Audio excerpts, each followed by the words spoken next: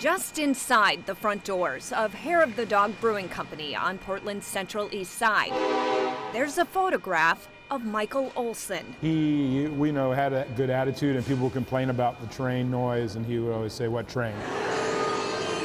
Michael started out washing dishes here. Then he became a server. And he quickly became a very popular person around here. He was very likable and lovable. And owner Alan Sprints and co-workers created this tribute after Michael's shocking murder 5 years ago, a case that remains unsolved. You know, it impacted everybody who worked here.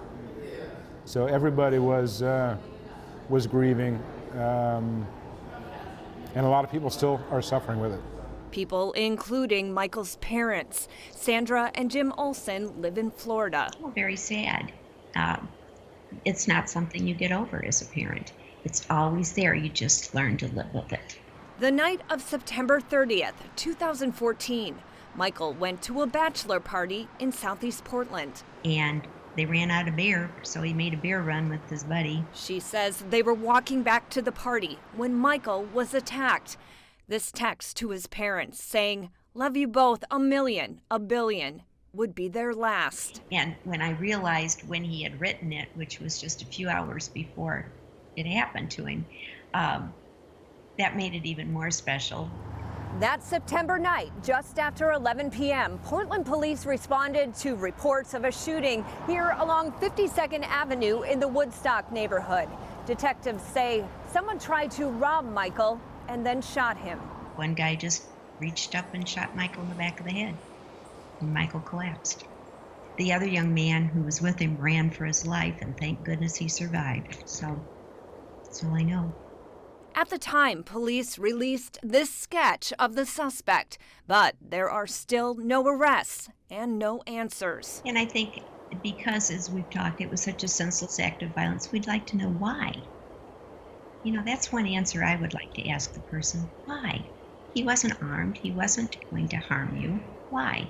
Still, they say Michael would want his friends and family to go on with their lives. I can almost hear him saying it. Mother. So they focus on the good times.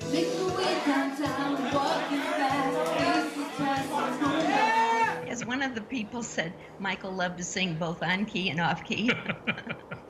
He was a poet. There's even a book of Michael's poetry at Hair of the Dog Brewing Company, compiled by his friends. What's important to me is one of his friends said to me, "Now I'll always have Michael's words."